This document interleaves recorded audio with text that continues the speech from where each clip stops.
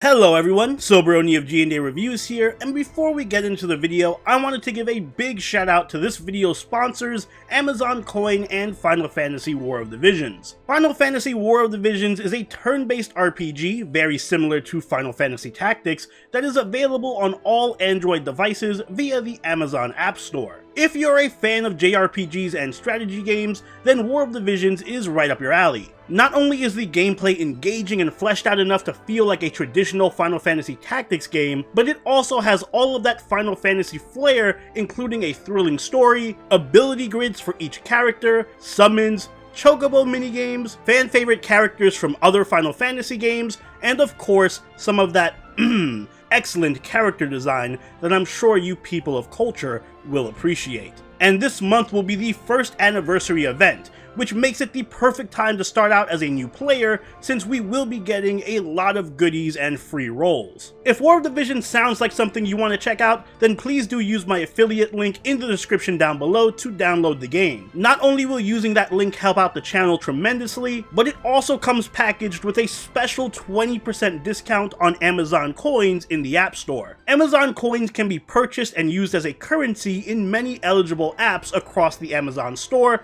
including War of the Visions. And with that 20% discount from my affiliate link, you can get major savings on any in-app purchases by just following the instructions on the Amazon page. So if you're interested and you want to help out the channel as well as save some money, please do use that affiliate link in the description. And now, on to our regularly scheduled programming. Hello everyone, Soberoni of G&A Reviews here, and our journey to the Oku event continues. If you haven't seen the previous videos, check those out. We've done spotlights for both Kama and Scheherazade. Just like with Scheherazade, my original Kiara spotlight is nearly 2 years old, and in that time she's received quite a few buffs. So if you're excited to see how much Kiara has improved, make sure to click that like button, subscribe, and ring my bell so that you can catch all of these servant spotlights as they go up and you can help out the channel. And now without further ado, let's talk Kiara. Much like with Emiya and Finn McCool, Kiara has received so many buffs over the years that she feels like a completely reworked servant since her release. Her first skill, Clairvoyance, has been upgraded to reduce the cooldown and lower enemy arch resistance. Her second skill, Thesis of a Still Heart, has also received a buff that lowers its cooldown and grants the additional effect of removing all enemy buffs. I covered both of these buffs in my original Kiara spotlight, but one thing I didn't cover is her NP strengthening, which she received relatively recently in JP. Post-buff, Kiara's Noble Phantasm not only receives a much higher damage modifier, but now it also heals Kiara for 5,000 HP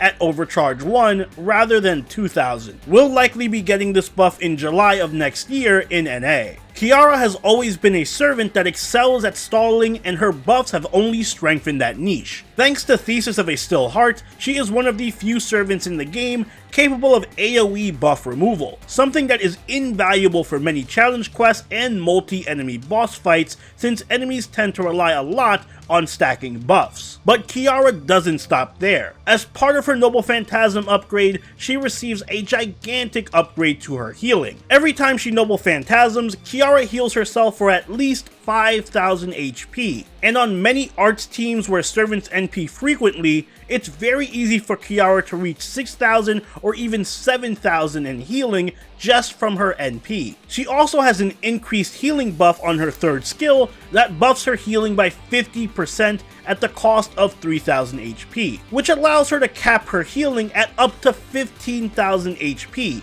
even better than Enkidu. And that's just the healing aspect of her Noble Phantasm. She still also receives a higher damage modifier, and between her higher damage modifier and her arch resist down debuff, she effectively has the strongest AoE Noble Phantasm among all of the alter egos. The only exception being King Protea when she has proliferation active. But the fact that Kiara has a Noble Phantasm that's capable of competing with King Protea in damage while also healing her and also pierces invincibility and defense is kind of crazy. In my original spotlight, my main issues with Kiara were her lack of damage, her low utility outside of challenge quests, and her somewhat longer than average cooldowns. And it's safe to say that most of these issues have been resolved with these buffs. Her Noble Phantasm buff in particular gives her a big leg up in damage over other AoE alter egos. But beyond that, Kiara has benefited tremendously from the arrival of many strong art supports like Castoria and Nero Bride that make her much more viable outside of just challenge quests, as Kiara can make for a very strong farmer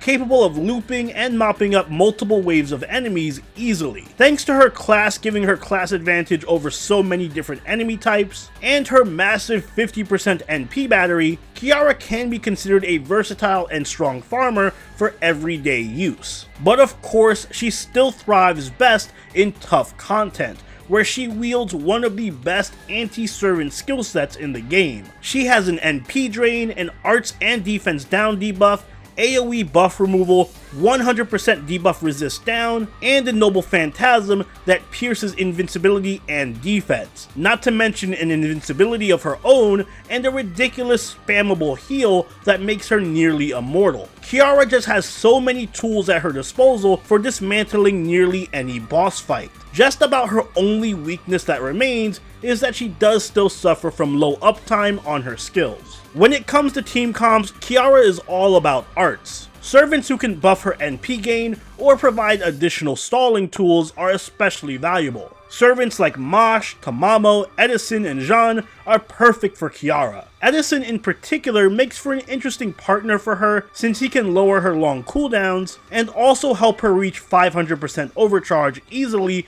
with his concept improvement. For craft essences, go with CEs that buff arts card effectiveness and NP gain, and also give starting NP charge, like Painting Summer, Dive to Blue, Kaleidoscope, or even Springtime Kodo Strings once it releases in about 2 years. As for command codes, there are a lot of options, but I do like Good Wife Wise Fox and Maiden of Orleans, depending on your preference. Both of these command codes will provide considerable healing to Kiara to make her even tankier. Overall, Kiara's buffs have completely changed her for the better. She's no longer just a niche stall servant with obscenely long cooldowns. She's an elite servant when it comes to taking on just about any challenge quest or late game story content. She is one of the best tanks in the game due to her insane healing, she can deal good DPS due to her NP upgrade, and because she can loop so easily, she makes for an excellent farmer in everyday content and events. She does still have some cooldown issues since most of her skills will only last one turn,